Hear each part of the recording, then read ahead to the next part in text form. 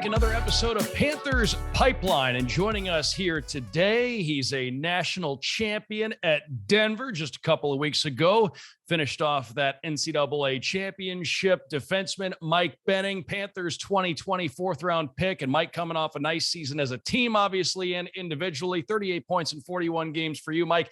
Thanks for stopping by the show here today. Great to talk to you. Congratulations on what you just accomplished again from a team and individual perspective. Thanks again for being here today. Yeah, thank you for having me. It's awesome.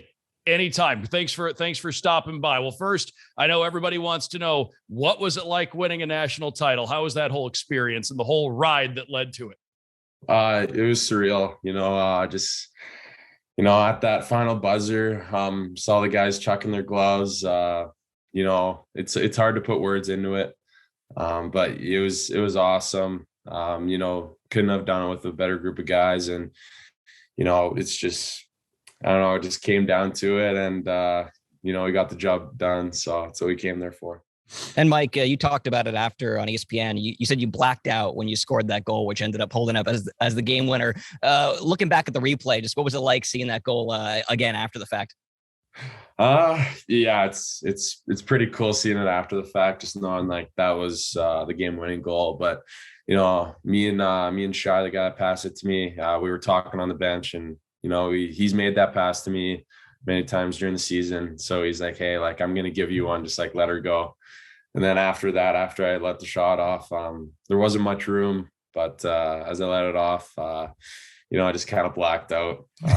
Nothing was going through my mind, and just saw all the guys coming to Sally. So, yeah. And what was it like in that third period? Obviously, it was such a tight game up until that point. And then you get those two quick goals, and then the rest of the third period, the goals just kept coming and coming and coming for you guys. Just was it hard to kind of contain your excitement as you kind of felt what was coming there as the clock ticked down? Yeah, for sure. I think once we got the first one, though, the next line was hungry for one, and then it just kind of snowballed. So it's it's good for us to, have that, get the first one, break the ice, and then just keep on going and not hold back. I think our leader, Barrow, fifth-year guy, he started it all off, and then, I kind of followed up, and then the two freshmen after that with a nice 2-on-1, and it's just kind of, just kind of stuck. And then obviously we had a pretty good defensive game, just only letting one goal. Our goalie played unreal. So, in a national championship game, you need a goalie like that. So, and you talk about that. So many great performances by your teammates, but in the end, you were named most outstanding player for the Frozen Four. Just how much of a cherry on top was that when you heard that after the fact that you won that award? Yeah, I looked up at the big screen and just see my face pop up. Didn't really know what to say, to be honest. It's a great accomplishment for me individually, but obviously the big one was winning the Natty, and and just seeing that, I didn't even realize it. I thought Magnus was getting it. He had an unreal playoffs, but I was happy, and just kind of celebrating with the guys was what I was most happy for, and that was just kind of a cherry on top. So. And Mike, we can't say congratulations enough for everything you guys accomplished this year, but I got to ask you, it's extra special to win something like that anywhere, but for you guys to win a national title at Denver, such a storied program, does that make it extra special? I mean, 9 national titles now for the school. Yeah, it's super special. They've been preaching excellence all year long. That's our main goal, is to win it. We've won it 8 times already. This is our 9th, tied for the most with Michigan. I think that's a huge accomplishment, and, the guys coming back next year, we're super stoked, and, kind of going for 10. So. And I had a chance a few years ago. I actually went to a game out there before you were at the program, and the atmosphere was unbelievable. But for you, before you guys won the national title, obviously, to walk into the arena every day, to see the banners, to see things like that, is that just to give you that extra juice, that motivation every single day when you go in, and you just kind of get that sense when you walk into practice every day, what you're part of and the history of the program and everything? Yeah. You come to practice, see those banners, whatever, all the awards on the walls. It's pretty outstanding. And, you go on the ice and you expect to achieve that. And it's kind of nice. But now seeing that our banner's going up and, that we achieved it. And, we're not settling just to be tied with Michigan. I think it's pretty cool. You talk about not settling. Obviously, for you, it's all about progress, taking those next steps. You took a big step from your freshman to your sophomore season, not just the accolades and the championship, but individually, you led Denver's defensemen in scoring. What sort of strides do you think you made from freshman to sophomore season? I think just playing with confidence. I kind of got a feel for last year. This year I knew what to expect. And I was out there to make a difference and, not hold back. So yeah, there's only a certain amount of games you play in college, 2 a weekend, and I try to make the most of it. So yeah, it's just kind of there, start shooting the puck, start going in. So yeah. And I remember when the Panthers drafted you, we talked to you right after the draft, and we always ask the guys that get drafted, how would you describe your game or what are some of your skills? And all the guys usually say, I'm proud of my shot or I'm defensive first, things like that. And you said all those things, but then you also said the main thing you love to do is get the boys fired up. What is the key to getting the boys fired up? And do you think that's a skill that's grown here these last 2-3 years as well? Yeah, I don't even know if it's a skill. I just think it's my personality. I think energy is huge. I'm a pretty vocal guy, I think. So, getting the boys pumped up on the bench or in the locker room, whatever, keeping the positive energy, I think that's huge for success. So, yeah. And Mike, we always like to find out here on Panthers Pipeline a little bit more about the background of our guests that stopped by. And well, you come from a big hockey family. Your dad, your brother, your uncle, all involved in the game at high levels. What was it like for you growing up and having that recognizable last name? A lot of people who have just even casual observers of hockey know the Benning last name. Yeah, it was weird when I was younger because I kept on getting called Matt. And I was just like, all right, like I'll take it. But having that extra, support, they've been through the process, they know what it's all about. So, having that extra knowledge and, them guiding me, it's huge for, what's to come. So. And when you look at that, particularly your brother right now with the Nashville Predators, like the Panthers also heading to the playoffs, just him in particular, having an older brother like that, how much did you look up to him and kind of learn from him as you were growing older? Oh, it's every day. He was on the ice, off the ice. He's always teaching me stuff. He's 8 years older than me, so he's the big bro. And I just think that him playing in those big games, like he's going to be playing in the playoffs here. I think it's just watching him and learning. He doesn't even have to talk. So, but with everything, he's helped me with, making my decisions, and all that stuff like that. He's a huge influencer on me. So. And everyone in your family seems to end up being a defenseman. Your dad, your brother, yourself. Anyone ever branch out and think about being a forward, or is this, is that family pride in all being defensemen? Well, funny thing, my dad, he was a lefty D-man. And so for when we're really, really young, he had this left-handed stick. It was old, beat up left stick. We're like, oh, that's pretty ugly. And then he had like nice aluminum righty. So then obviously we'd run over and pick the righty. And like he wanted all of us to be right-handed shot defensemen, me, my brother, my sister.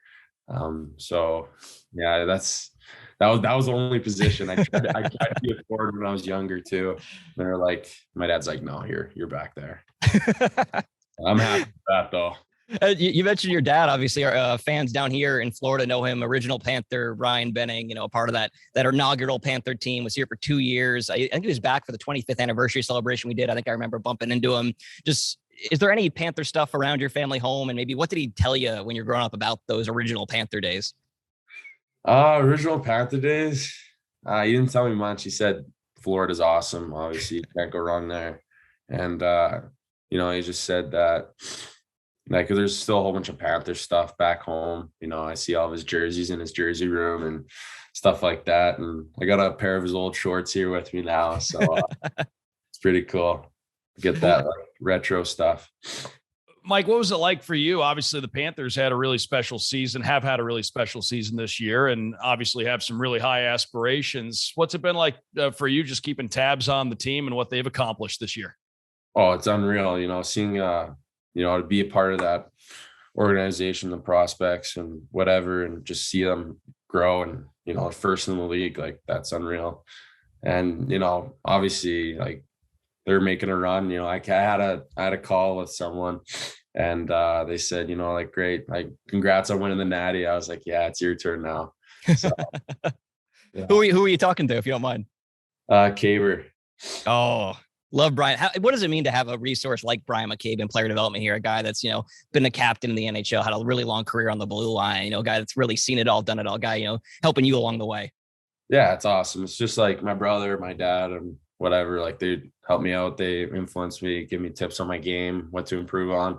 I think just that support and that connection is huge. So. And what does it mean? Like you said, the Panthers are doing so well now. Does that just make that carrot on the stick a little bit bigger, knowing that this is the place you're trying to get to when things are going so well here? Oh yeah. Like obviously you want to be the best. You always want to win. And I think Florida gives you the best chance to do that. So. And stepping away from hockey, we always like to ask guys in here as well. You're in Denver, which is just an amazing place. Been there a couple of times. So much to do. What do you do when you're not at the rink winning national championships? How do you spend your free time? Well, as this week, it's really nice out. So me and my buddy's been golfing quite a bit, just swinging them and, yeah, just kind of spend some time outside as much as we can. So. How hard is it to go back just to the classroom after winning a national championship? I mean, I'm sure that's just the highest high. And then it's, oh man, I got to test in, 2 weeks. Yeah. It's, I got asked about like, if I was actually in that class that I walked in. I was like, yeah, I've been here, but Now, you touched on the golf there a little bit, Mike. Outside of hockey, is there another sport that you like playing, you like watching the most? Is it golf? Out in Denver, you can do a lot of different things, obviously. Yeah, golf is huge. I haven't been out fishing yet. I like fishing, but yeah, usually golf, tennis. Mom's a big tennis player, so I kind of she kicks my ass in tennis all the time. Is that help keeping you humble? I mean, like I said, you had an older brother that I'm sure was beating you up in hockey. Your mom beat you up in tennis. It seems like, does that give you a chip that your family's always kind of one-upping you in these areas? Oh yeah, everywhere is competitive. Even cards at the table, everything's competitive. Is Thanksgiving just a wild time? Yeah. It's been wild for the last how many years, but it's been hard just with like my bro being in Nashville and me being here. It's hard to get together now, but summer times it gets rowdy. So. And you talk about summer, last one for me. Obviously, it's been so crazy with scheduling and COVID and everything. How excited are you to finally get down here to Florida for, a development camp here with the Panthers, kind of get a feel for everything down here, meet some of your fellow prospects, things like that? Yeah, I'm super stoked. I played against, again, Michigan there. And Mackey. Yeah. So obviously he's a good player. I like playing with good players and, seeing guys like that, I just kind of want to play with them, get down to Florida and, showcase some skill, I guess. So. Well, Mike, coming off such a big year, are you the kind of guy that likes to take a little bit of time to take a breather from hockey, or after winning something like that, are you just itching to get back on the ice? For me, I think it's important to, take some time away from the game. I think that's always important, because then when I come back, it's just love it more a little bit. So, I think I'm taking a couple of weeks here, just getting some workouts, nothing much. And then, kind of stay away from the ice. But yeah, I'll be on it soon enough. It's always there. So, yeah. Well, Mike Benning, our guest here on Panthers Pipeline today. And Mike, again, congratulations on everything you accomplished this season as a team and individually. Great year. Can't wait to see where things continue to go for you. But again, thanks for taking some time out for us here on Panthers Pipeline today. Thank you, guys.